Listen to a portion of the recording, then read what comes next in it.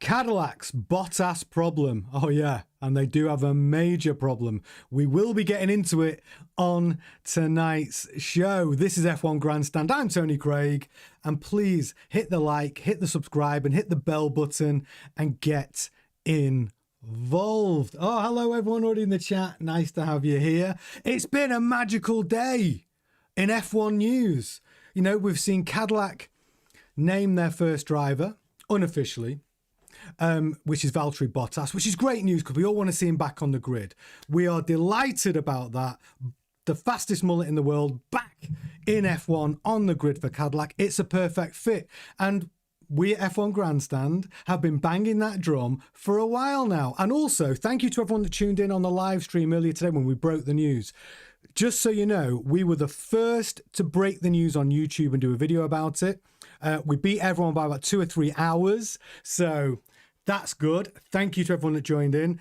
But as we've done further, as I've delved further and further into the story, yeah, Cadillac have a major Bottas problem.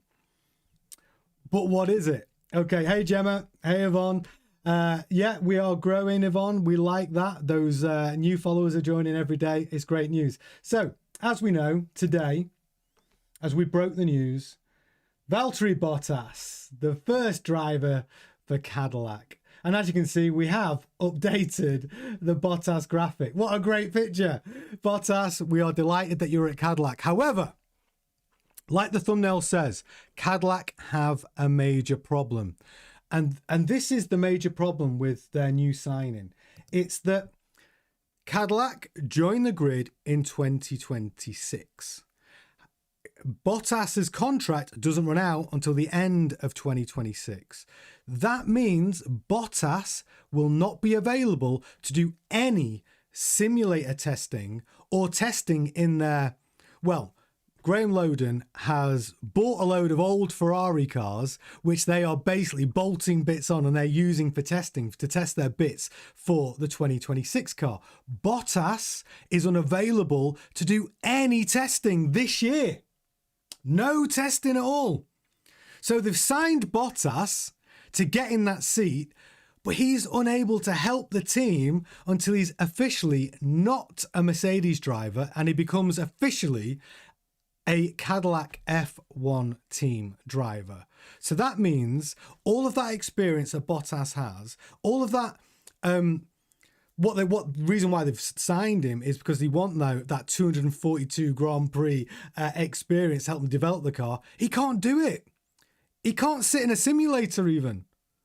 This is a major, major problem for a brand new team who do not have an old car. They do not have any old drivers. They do not have anything other than day one to hit the grid in 2026.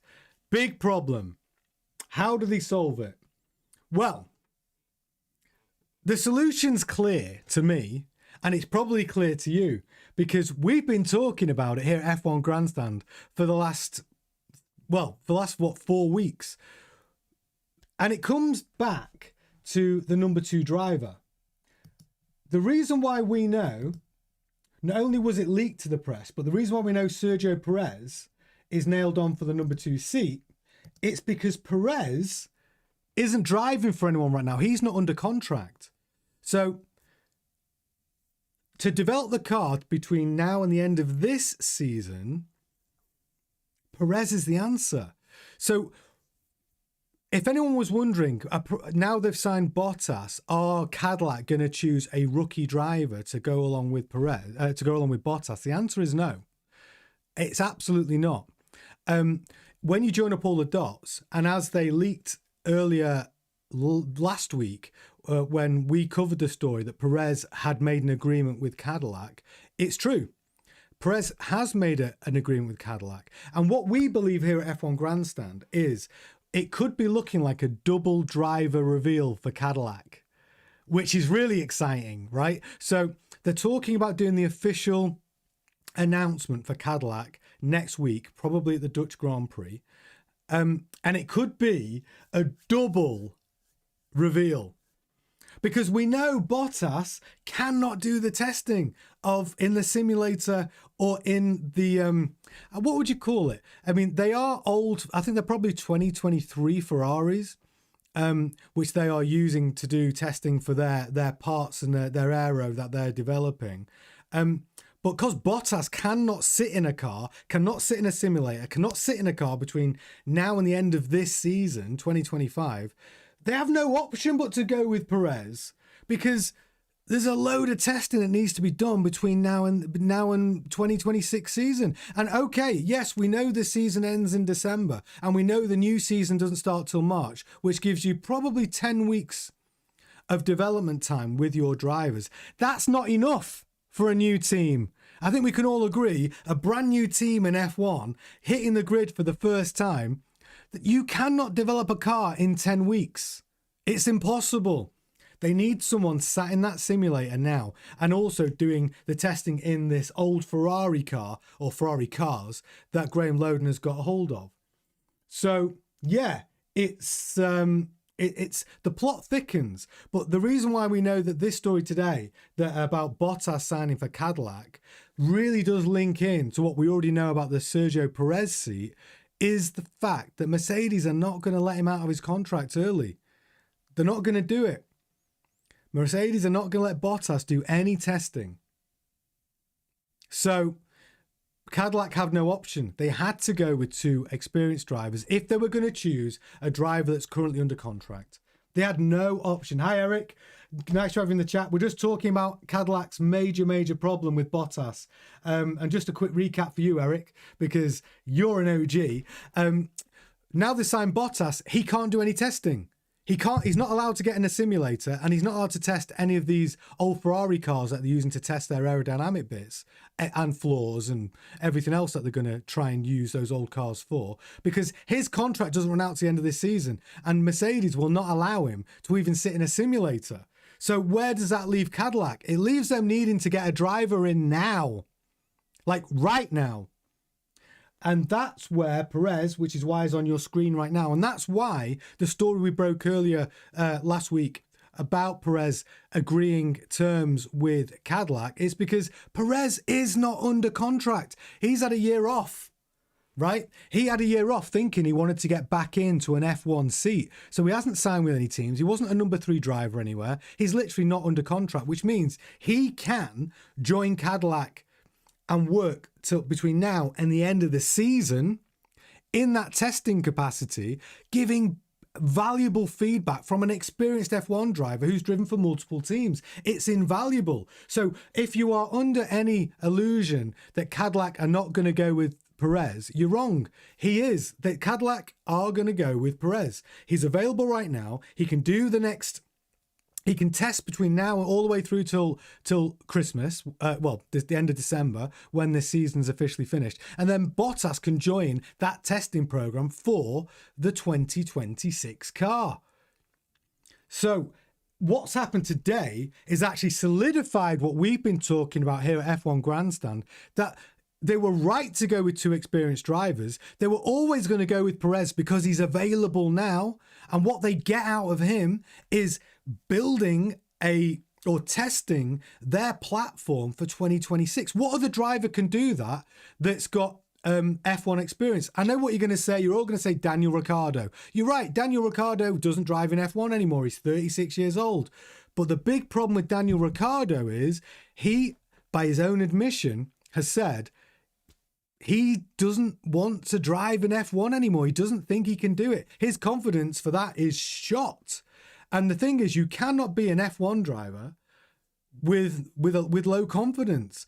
If you believe you've missed your opportunity in F1 and you're moving on, well, yeah, it's game over. And that's why Graham Loden said Daniel Ricciardo is not an option, because Daniel Ricciardo ruled himself out. But he was the only other driver that could help develop that car, I believe, who's available with the right pedigree and the right experience in F1 that can actually help them develop a car.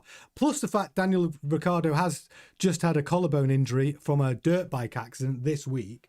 So that's the issue. So when you think about F1 drivers who are fit, available and hungry, you tell me, Mick Schumacher, Sure, but Mick Schumacher's 26 years old and his CV is not great. He's not had great results. He didn't do well at Haas. He hasn't really set the world on fire. Now, I'm not saying Mick Schumacher couldn't do a job in the future. He may somehow have improved whilst he's been out of F1. I don't know. I've not seen him in any testing. I couldn't tell you what his lap times are. I know he's hungry for it. He ticks that box. He wanted to be back on the F1 grid. But when you got the option of Mick Schumacher or Sergio Perez, there's no choice to make. Sergio Perez has done 280 Grand Prix, 281 actually. Mick Schumacher's done 2 seasons, probably maybe, I don't know, call it 40 Grand Prix with no success. And Perez has had lots of success. He's a Grand Prix winner multiple times over. He scores points in 67% of those 281 Grand Prix. You can't compare the two drivers when you're actually trying to develop a car. So Perez is the option, the only option. But get in the chat and tell me what you think. So Eric says they should just hide the simulator in Graham Loden's basement. Yeah, that's right. Could you imagine Bottas in a disguise making his way to Graham Loden's house to get in the simulator? I wouldn't put it past him. But the thing is with Bottas, he already looks like he's wearing a disguise. You know, he's got his mullet and his moustache. I don't know what you dress him up as. But and I think Mercedes will have an eye on him. There's no way they're going to let him do any testing, any work at all to develop that Cadillac car. Not while he's under contract. They are paying him pretty decent money, I should imagine, to be that number 3 driver. And also, Mercedes don't want their data being discussed with Cadillac, right? Bottas is sat there with privileged information of the Mercedes F1 team, and they now know he's going to be going to Cadillac F1. They do not want that data being passed over to Cadillac because all the development on the current cars for this year are on aspects of the car that can be carried over to the 2026 car. So Bottas is getting valuable information that he will be able to take with him to Cadillac. So of course Bottas is not allowed to sit in a simulator or sit in their test car that they're going to be using, which is an old Ferrari. So yeah, Bottas is a brilliant signing for Cadillac, and he's going to be brilliant in 2026. He had so much value, but he's not going to add a lot of value in developing the car for the next 6 months, is he? Well, how many months is it? What are we in now? August. So August, September, October, November, next 4 months. They need somebody in the next 4 months to be sat in that simulator for God knows how many hours a day and running that test car as much as they possibly can. It's going to be a grind. And Bottas just isn't available to do it. And there's no point letting a rookie do it, because you're not going to get the feedback off a rookie who's never driven in F1 before. What information can they say? The car's good or bad? They don't know what a good car feels like. They don't know what a bad car feels like, really, do they? So the only people that can develop a car are experienced F1 drivers. And when you look at the experienced F1 drivers that are on the market and available that can do a job, there's one guy. It's Perez. They have no choice. So if anyone is doubting what the driver lineup's going to be, don't. Bottas and Perez is going to be your Cadillac driver lineup. I believe they might do a double announcement in a week's time when they dot the I's and cross the T's, where everything's in place. They'll put Perez to work now. Literally, Perez will be put to work immediately in that simulator and in that test car. Whilst they are developing the car for next year. And Bottas just has to sit on the sidelines until he's actually out of contract at Mercedes and in contract at Cadillac. And we're the first to be talking about it here at F1 Grandstand. We were the first to break the story today about Bottas getting the seat at Cadillac. And we're the first to be talking about the problem that Cadillac have got. And this is the problem. But it's solvable. And I think they solved it already with the contract offer to Checo.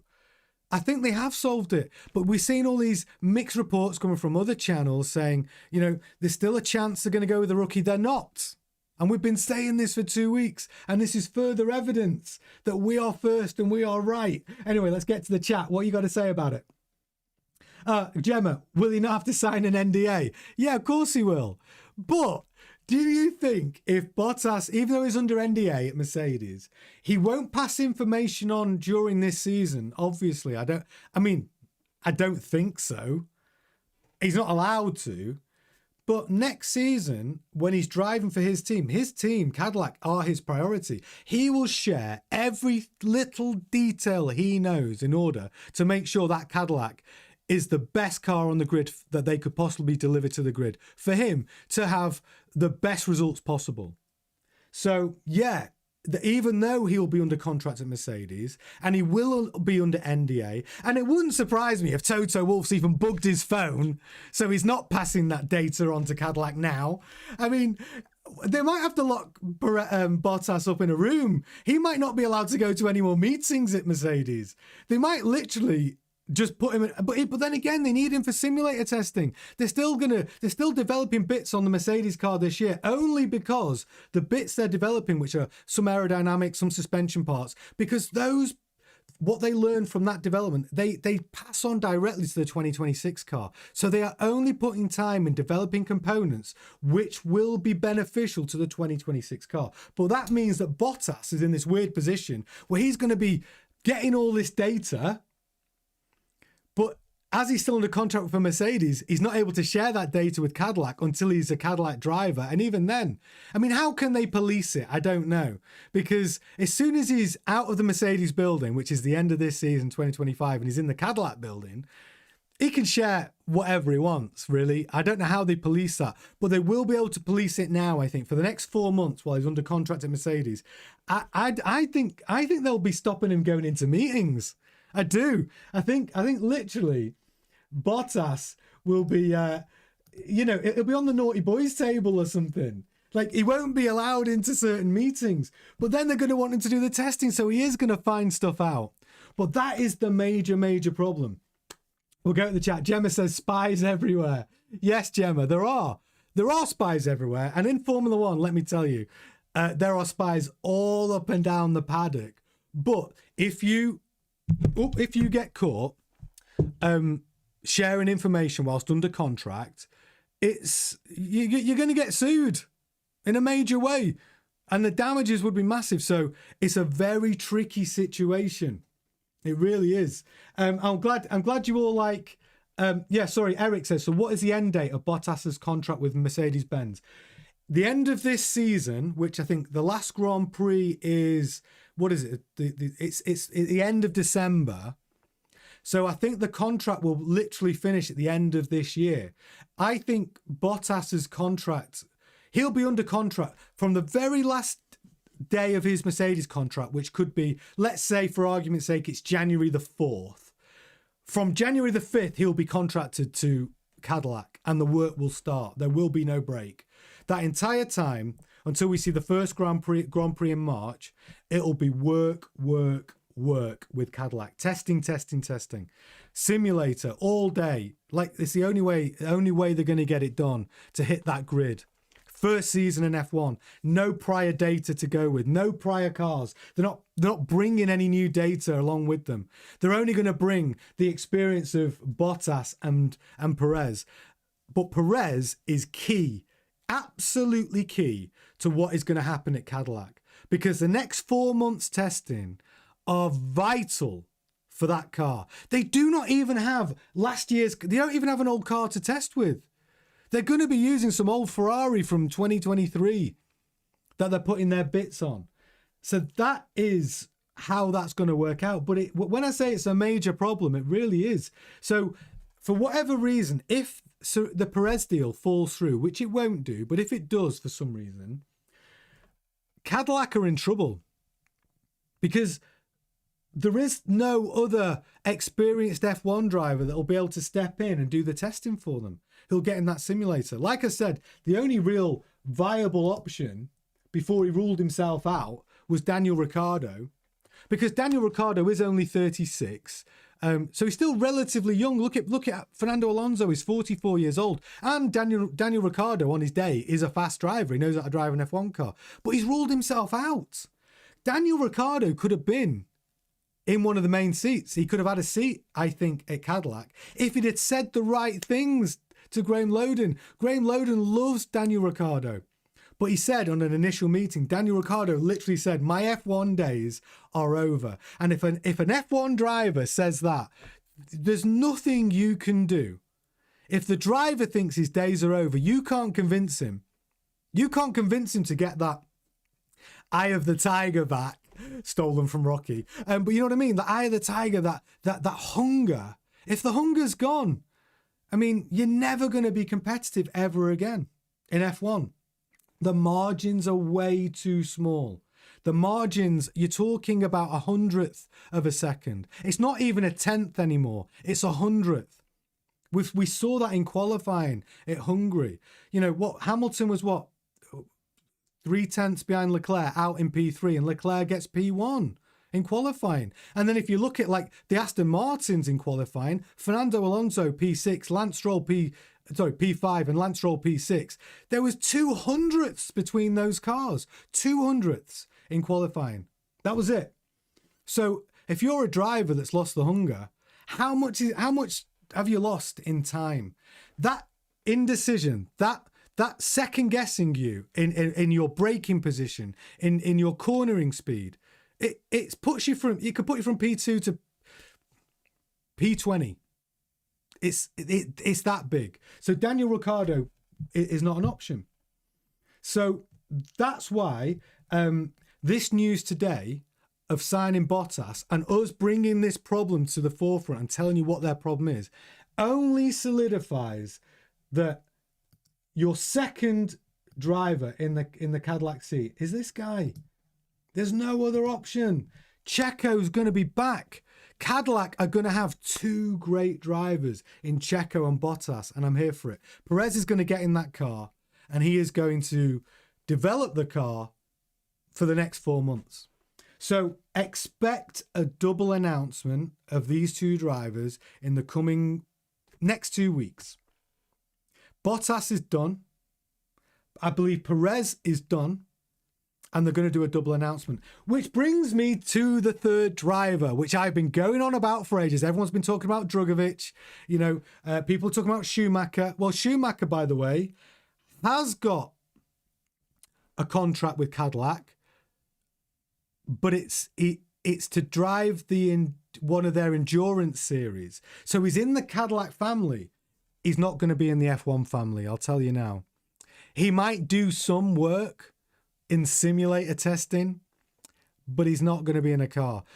I believe that they still have this importance of having an American driver in the team. And I understand that. But they need a young American driver, not a 26-year-old like Colton Herta, who hasn't got the required super license points, but it doesn't really matter if you're going to be the reserve driver. The obvious choice to me is Jack Crawford. It's the obvious choice. He's 20 years old. He's quick.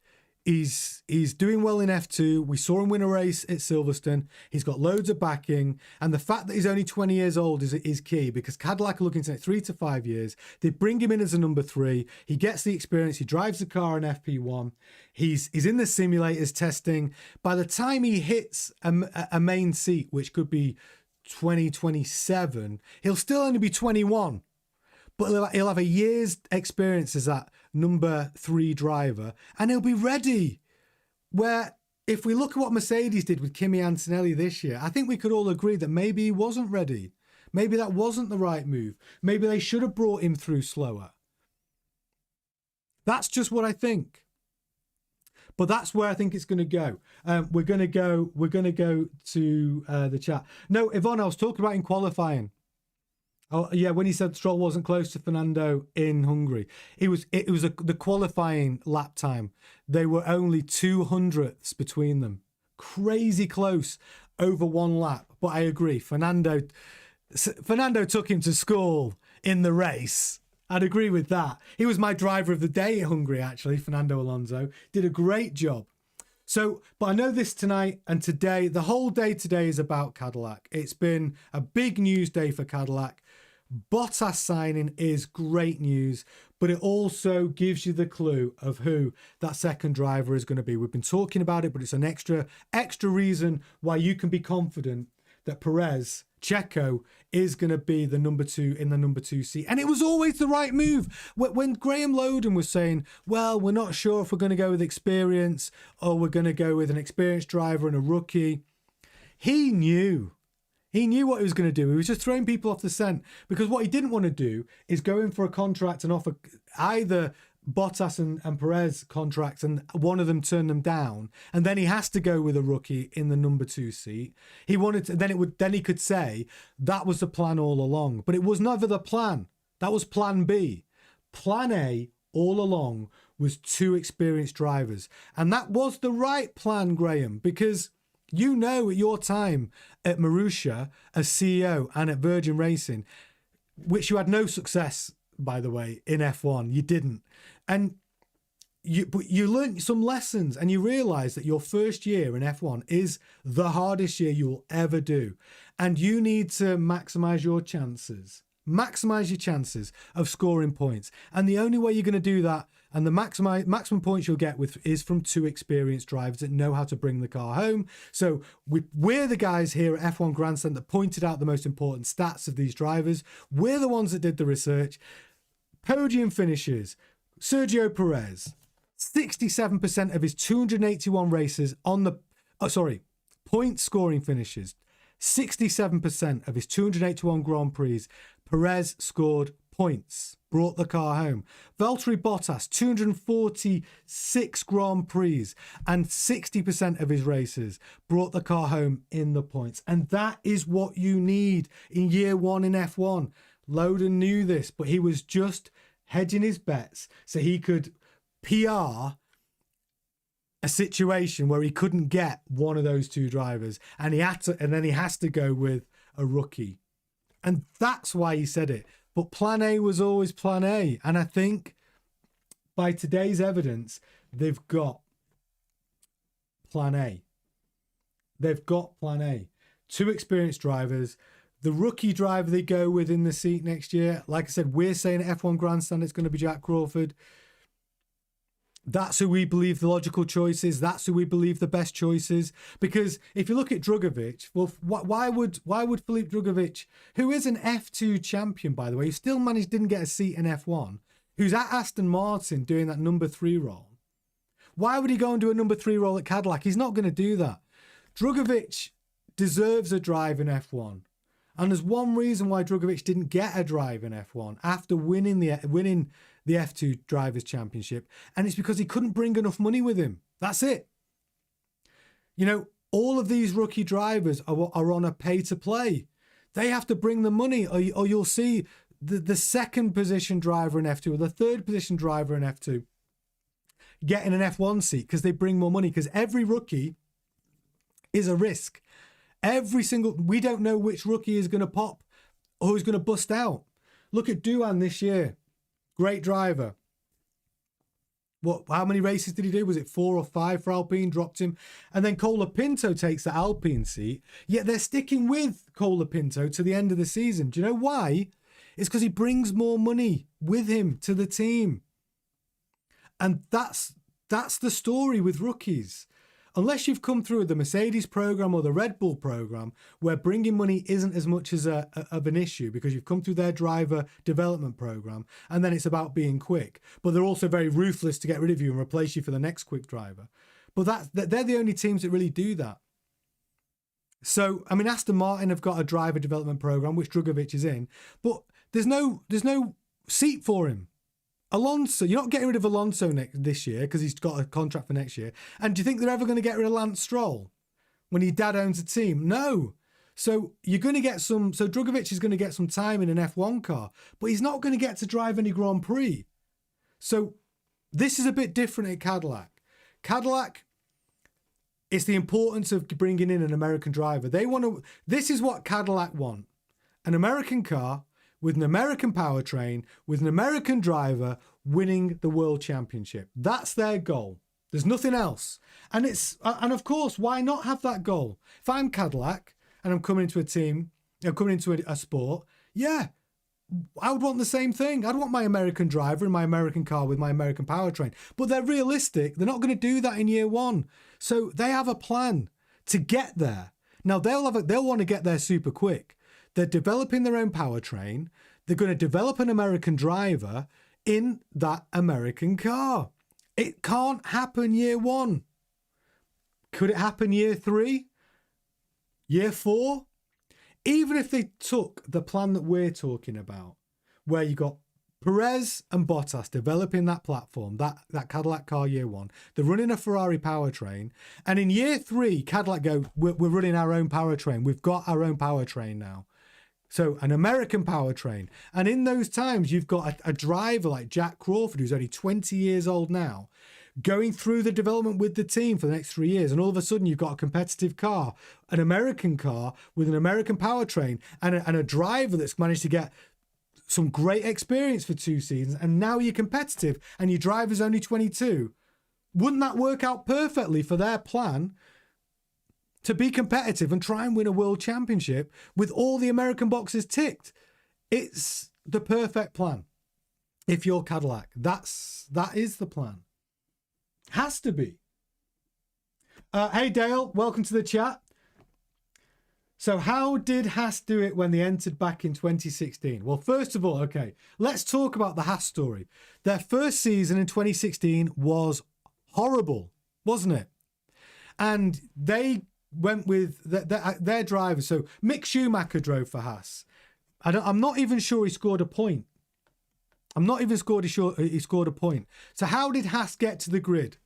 What Haas did is they went through the Ferrari parts bin and built a car. That's how Haas got a team on the grid. And they'll admit it themselves. They are still using the Ferrari parts bin to build their car. You tell me what is proprietary on that Haas car. I would say not 15-20%. And that's the truth. Haas are running the Ferrari powertrain. They're running, I believe, partly their suspension, partly their aerodynamics. The car almost looks identical aerodynamically. That's how Haas brought a car to the grid. Cadillac do not want to do that. Cadillac are using some of the Ferrari parts bin, i.e. the powertrain, but they don't want to do it. They're doing it reluctantly. Cadillac, it's just a stepping stone to get on the grid. They're going to use the Ferrari powertrain for the shortest amount of time possible until they can build a better power unit themselves. Aerodynamically, you're not going to see, they're going to go their own way.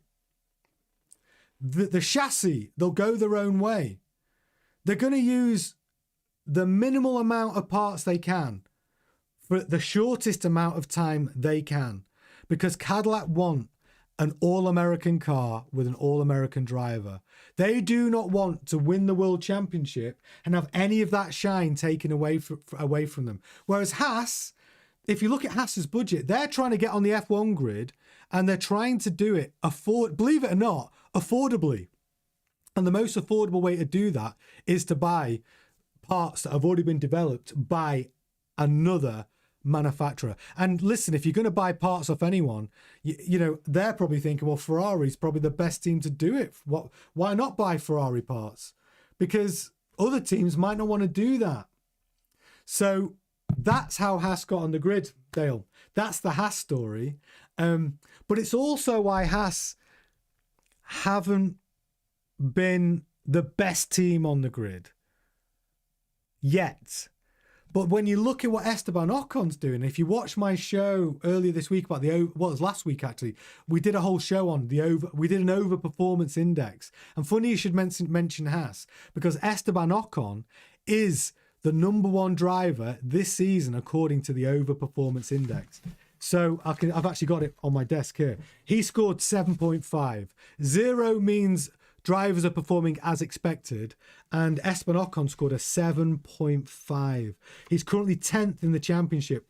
with 27 points.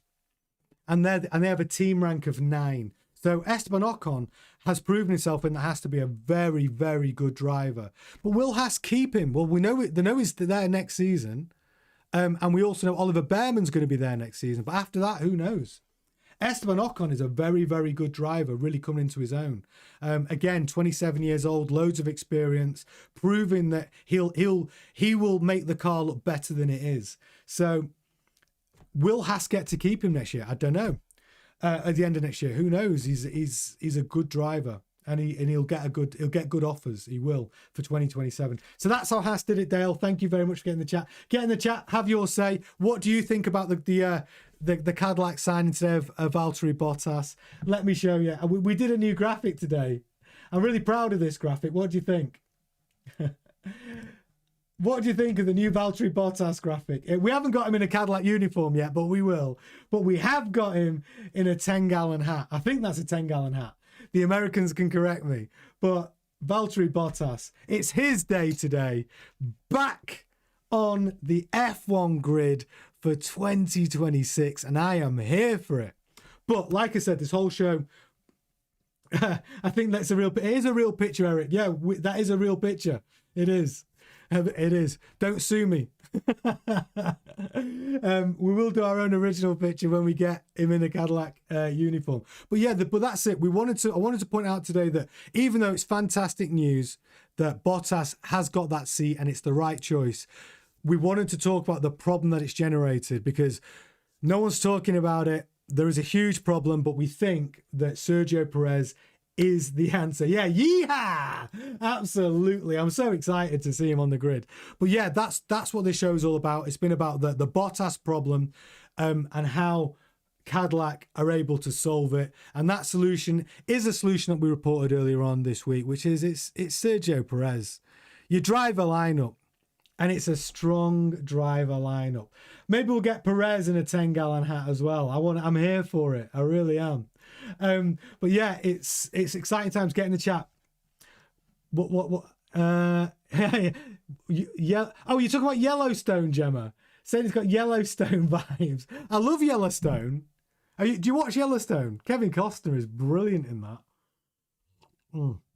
Absolutely brilliant. I love it. But yeah, Yellowstone vibes for Bottas. We're very, very pleased with that graphic today. But yeah, it's been a brilliant day for news. I told you I was going to do a really in-depth show tonight as well. I was preparing it today before the news broke about Bottas taking that first seat at Cadillac. All about the engine manufacturers and the engines for 2026. And I have to tell you, it's going to be a brilliant show. But because today's all about Cadillac and it's all about the breaking news, I postponed it until tomorrow night at 8 o'clock. And it's going to be a really good one. So please make sure you subscribe, hit the bell, all of that stuff so you don't miss it. 8 o'clock tomorrow night, same place, same time. But yeah, today is about Cadillac. Today is about Bottas. I am here for it. But yeah, we're not going to see him doing any testing though. What's Eric saying? You're missing out the really good ones. What are you talking about? Westerns. Yeah, I've sparked off the whole Western conversation in the chat. All because of Bottas's hat. You know what I would like to see though?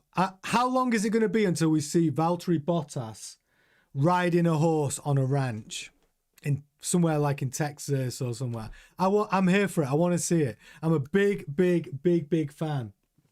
I'm a big fan of Cadillac as well. I mean, I did live in America. If anyone's wondering, I did live in America for a year. And yeah, it's great. It's a great country. And I've never seen a country so patriotic and so sort of supportive of their own. And that's why Cadillac are not going to accept continuing in F1 with a Ferrari powertrain or without an American driver. If all the Americans watching right now, I promise you, you will get your wish, and it will happen in a timely fashion because they're going to build this team as fast as they can over the next 3 years, and you will get your wish.